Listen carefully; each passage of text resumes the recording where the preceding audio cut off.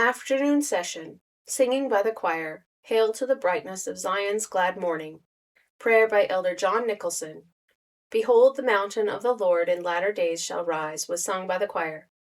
President George Q. Cannon said the first business in order would be to hear the report of the committee appointed at the forenoon session of the conference to draft resolutions expressive of the views of the assemblage upon certain misrepresentations recently made regarding the community. The committee not being ready to report, Apostle A. H. Lund was called upon to speak.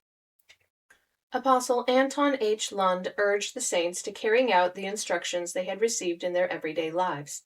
Since last conference we had reached another station on our journey, and in that time God had been fulfilling his promises. The signs of the times are significant. On such occasions as this, it is good to examine ourselves and see just where we stand. Our assurance that this is the kingdom of God should not lull us to sleep. The winter is approaching. I would like to impress upon the brethren to attend their quorum meetings. Our young men have their names enrolled in the various quorums, and they are not so placed to be neglectful of their duties, but that they should be alive to all of their obligations. We should sustain the Sunday schools and church schools and every institution in the midst of Zion.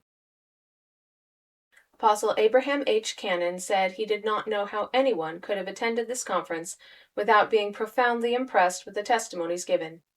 There had been a spirit accompanying the words spoken which must have carried conviction to the hearts of all present.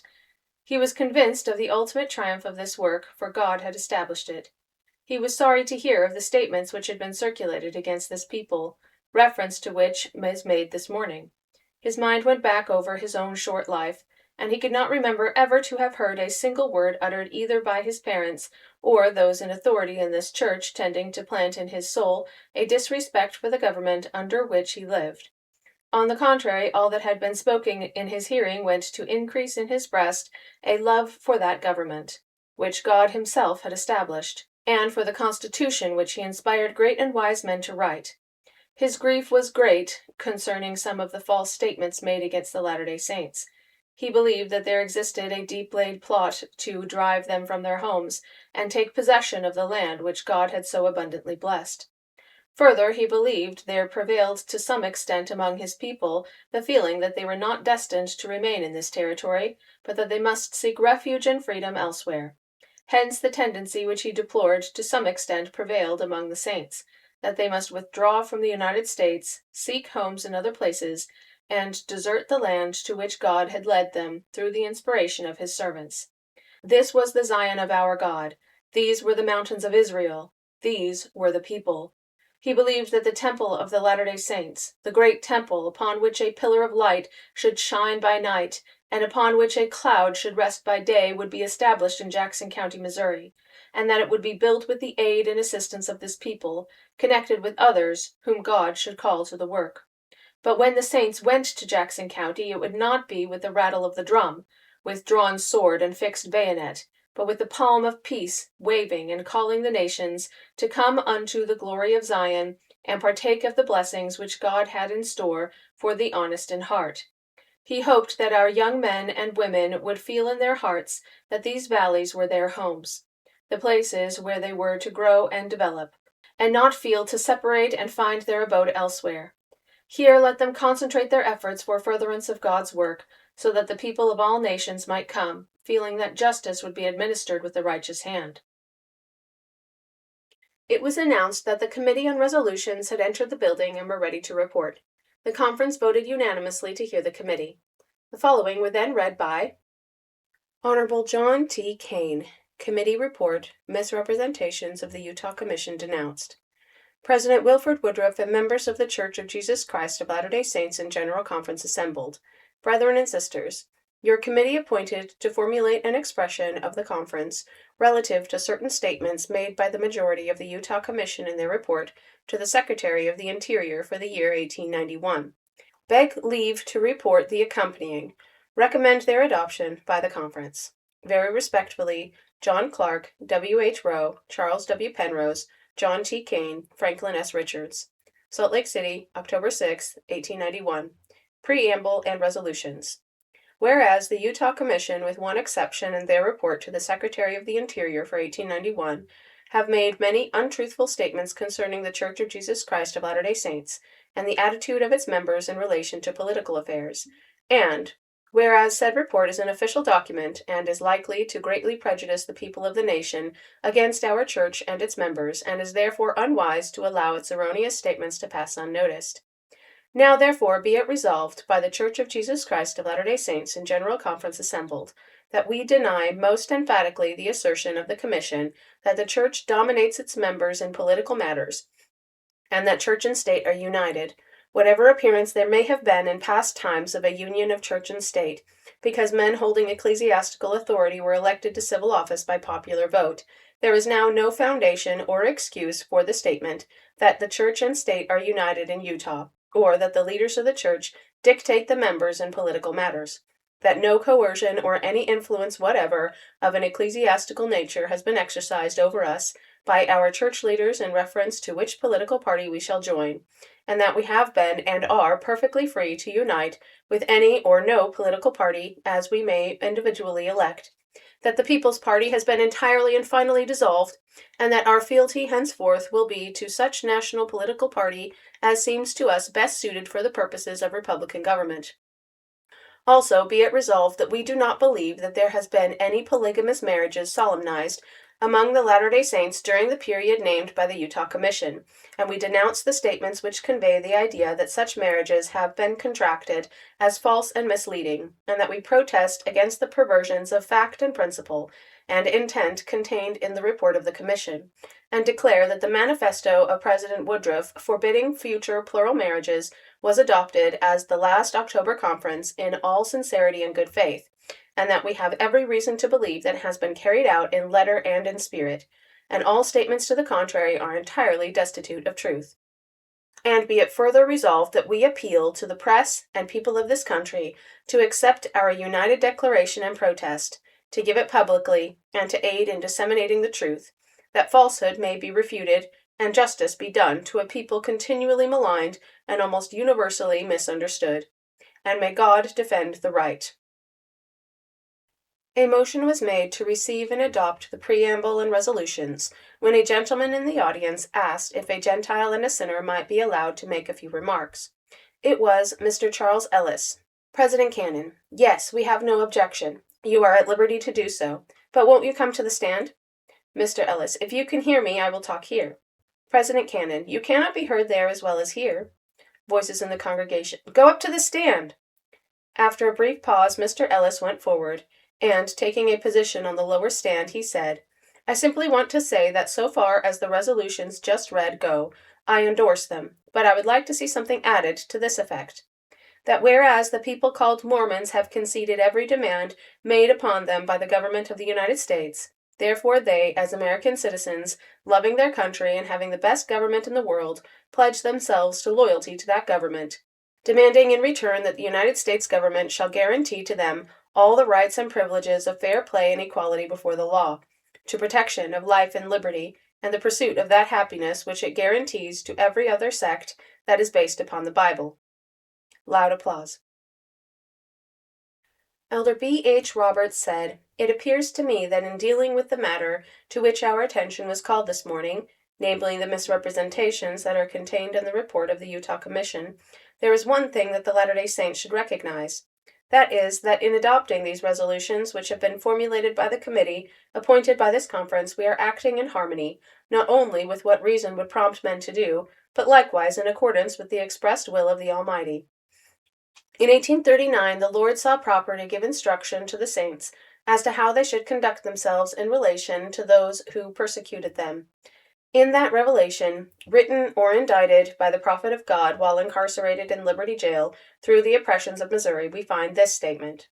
And again, we would suggest for your consideration the propriety of all the saints gathering up a knowledge of all the facts and sufferings and abuses put upon them, and also of all the property and amount of damages which they have sustained, both of character and personal injuries, as well as real property, and also the names of all persons that have had a hand in their oppressions, as far as they can get hold of them and find them out. And perhaps a committee can be appointed to find out all these things, and to take statements and affidavits, and also to gather up the libelous publications that are afloat, and all that are in the magazines and in the encyclopedias, and all the libelous histories that are published, and our writing, and by whom, and present the whole concatenation of diabolical rascality, and nefarious and murderous impositions that have been practiced upon this people, that we may not only publish to all the world, but present them to the heads of government in all their dark and hellish hue, as the last effort which is enjoined on us by our Heavenly Father. It seems to me that the attention of this conference should be called to this great fact, that we owe it to ourselves, we owe it to God, and to the character that we are establishing not to permit these infamous statements, either made by design or through ignorance, to pass out among the people of this nation without a flat and emphatic contradiction. Applause. We are enjoined by the spirit and letter of this revelation to say that these things are false. They are untrue in every particular. And further, we should say to the people of the United States that we claim the right to be heard upon this subject, that we have been lied about long enough, and that we have been misrepresented to our injury and without protest as long as we intend to be. I conclude my remarks with the closing words of the resolution, and may God defend the right, for I believe he will. Prolonged applause and a chorus of voices, Amen. The preamble and resolutions were unanimously adopted by raising the right hand and shouting Aye. Honorable John T. Kane read the following declaration by the First Presidency of the Church concerning the official report of the Utah Commission made to the Secretary of the Interior, in which they allege, during the past year, notwithstanding the manifesto, reports have been received by the Commission of 18 male persons who, with an equal number of females, are believed to have entered into polygamous marriages during the year. We have to say that is utterly without foundation or truth. We repeat in the most solemn manner the declaration made by President Wilford Woodruff at our General Conference held last October, that there have been no plural marriages solemnized during the period named. Polygamy or plural marriage has not been taught, neither has there been given permission to any person to enter into its practice, but on the contrary it has been strictly forbidden. Wilford Woodruff, George Buchanan, Joseph F. Smith, First Presidency of the Church of Jesus Christ of Latter-day Saints. Apostle Moses Thatcher moved that we receive, endorse, and adopt as true the statement of the presidency, unanimously adopted.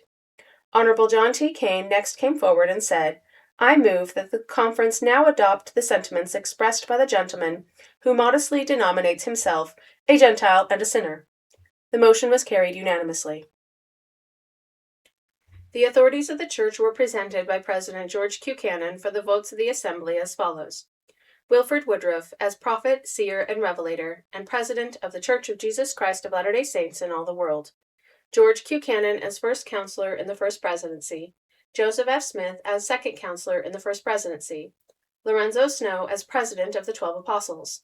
As members of the Quorum of the 12 Apostles, Lorenzo Snow, Franklin D. Richards, Brigham Young, Jr., Moses Thatcher, Francis M. Lyman, John H. Smith, George Teasdale, Heber J. Grant, John W. Taylor, Mariner W. Merrill, Anton H. Lund, and Abraham H. Cannon. Brother Cannon stated that a letter had been received from Brother John W. Young requesting that his name not be presented at this time. Some of his reasons were given. Brother Young's name was not presented. The counselors in the First Presidency and the 12 Apostles as prophets, seers, and revelators. Patriarch to the Church, John Smith. First 7 presidents of the 70s, Jacob Gates, Seymour B. Young, C. D. Fieldstead, John Morgan, B. H. Roberts, and George Reynolds. William B. Preston as presiding bishop, with Robert T. Burton as his first, and John R. Winder as his second counselor. Franklin D. Richards as church historian and general church recorder, and John Jack as his assistant. Joseph Don Carlos Young as general church architect. John Nicholson as clerk of the conference. As the Church Board of Education, Wilford Woodruff, Lorenzo Snow, George Buchanan, Carl G. Mazer, Willard Young, George W. Thatcher, Amos Howe, Anton H. Lund, James Sharp. It was moved by Apostle Francis M. Lyman that Wilford Woodruff be sustained as the trustee and trust for the church. All the voting was unanimous. Elder Jacob Gates said he was pleased to bear testimony that God lives, the God who spoke to the youthful prophet of the 19th century. He had been intimately acquainted with the leaders of this church, and he knew they were worthy the confidence of God, angels, and men. He felt to prophesy that we would stay in these valleys until we became a mighty people, who would stretch from the north to the south of this great country, and we would remain, as Brother Abraham Cannon has said, until we reached out to the central location of Zion, and there built the great temple that is to be erected in this generation. He had been shown by divine power this people go from Missouri, and he had seen them return also in the same vision. He had been told by the voice of revelation that we should return in power and glory. Joseph had predicted our coming to these valleys, and here we should remain. He wanted to say to those who never knew the prophet that he knew Joseph Smith was called of the Lord, had stood guard over him when he was in danger, had heard him prophesy and seen its fulfillment, had been acquainted with Brigham Young, John Taylor, and Wilford Woodruff. He bore a powerful testimony to the worth and integrity of those men. He closed with a prayer that God would sustain this people when they cast a vote to defend our rights, and would help us to maintain truth and righteousness on the earth. Patriarch Lorenzo Young said, in substance, that 58 years ago he was with the church in Ohio. He compared this immense congregation with the people gathered in a little log schoolhouse in Kirtland at that time. It was no more crowded than was this great building. It was wonderful to hear of the machinations of those who sought to crush out the truth, had associated with the prophet under many and dangerous circumstances. The speaker related some interesting experience and bore testimony to the greatness and the character of the prophet Joseph Smith. The enemy of all righteousness was opposed to all truth. It was absurd to him that anyone could imagine we would ever leave this beautiful country. He had heard Hiram Smith prophesy about this Rocky Mountain country long before he, the speaker, knew anything about it. Elder Young said he had been an invalid for the last 18 years. It was marvelous to him that he was here today. Next week he would be 84 years old. He felt comforted in spirit, although feeble in body, thanked God for the gospel, and that he had posterity here today. He felt to bless President Woodruff and our leaders generally, likewise all Israel and our sons and daughters. President George Q. Cannon. I presume that if we were to prolong this conference the remainder of the week, there would be more desire to speak than there was last Sunday morning when we convened. But we have other cares and other labors, and it seems proper that the conference should be adjourned today. It would not be doing justice to our feelings not to say something before the close of these proceedings concerning the changed conditions that have arisen around us as a people. I am sure that there is but one feeling among reflecting men and women, and that is, in the first place, thanksgiving to God for causing the clouds of darkness and misrepresentation to scatter, and for putting it into the hearts of many of our fellow citizens to look upon us in something like our true light. I have been profoundly grateful to a great many men in this nation, some in high places, others not so conspicuous. I have felt grateful to many in this city and neighborhood.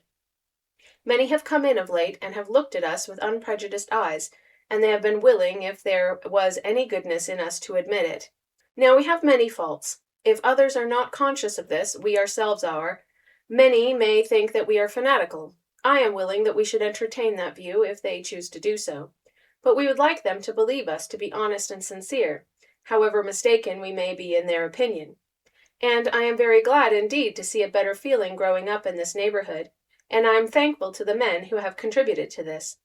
There have been a great deal of courage shown, more than we could have expected. Men have come out and made acknowledgments concerning us that could not have been expected from them under the circumstances, and they have been willing to take abuse in many instances, and have borne it patiently. I feel that as a people we should be very thankful to such men, because when a man comes in our midst as an official, and he does his duty to us, he deserves our thanks. It is so rarely that this has been the course pursued. You would imagine that men ought to do these things anyway, but this has not always been the case.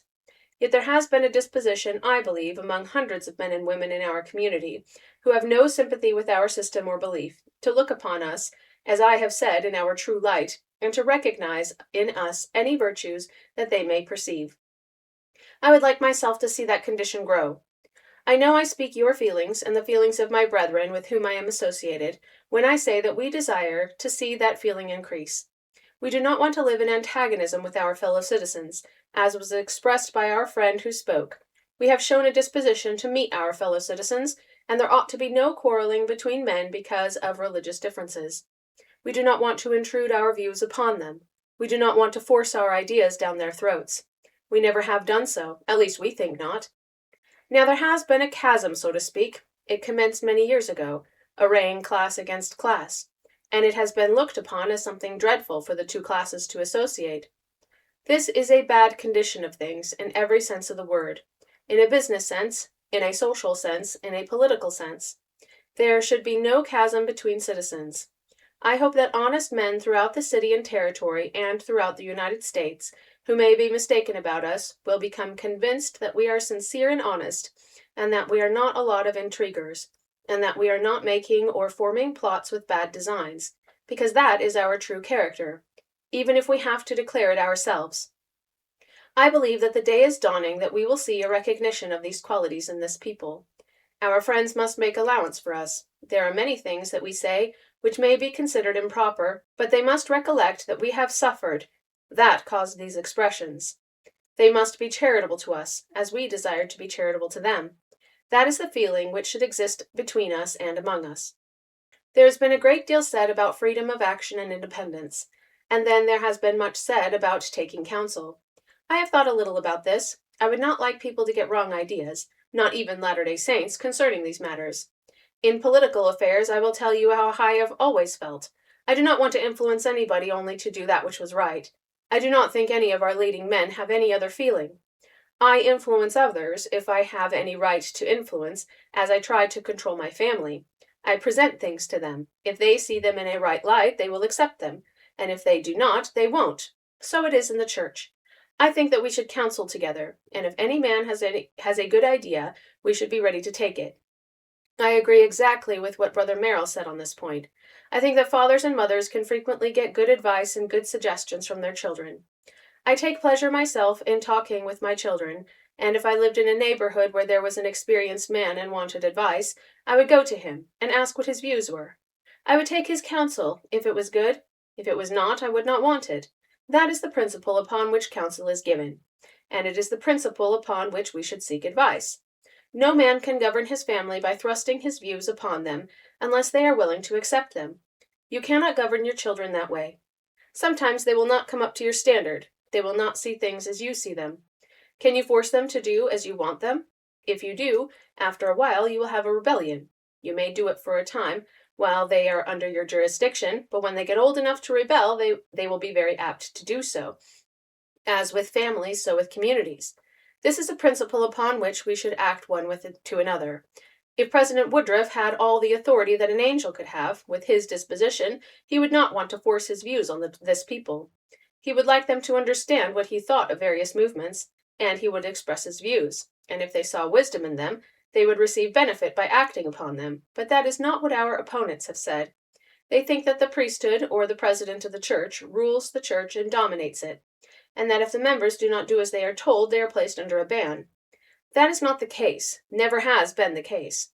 I wanted to say these few words, though they are hastily said and perhaps poorly expressed.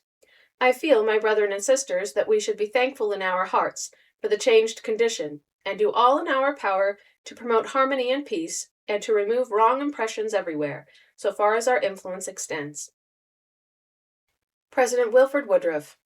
Before dismissing this conference, I want to say that to me it has been the most interesting I have ever attended.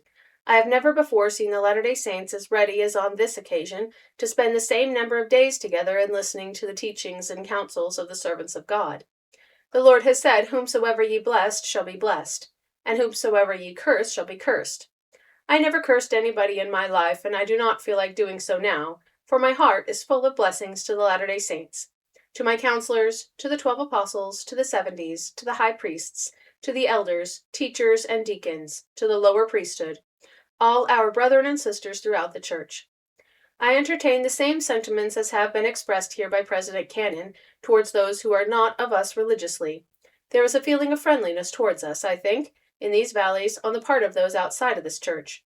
They seem to feel in their hearts to give us those rights and privileges which belong to us under the laws of God and man. Some of the judges have been ready to receive our testimony, our manifestos, and have seen fit to give and administer righteous judgment. All such men have my blessing and prayers and confidence. I feel that God will bless them and all who perform their duties with clemency in righteousness toward their fellow men. The choir sang "Let the Hills Resound with Song." The benediction was pronounced by President Woodruff. Adjourned till April 1892. John Nicholson, Clerk of Conference.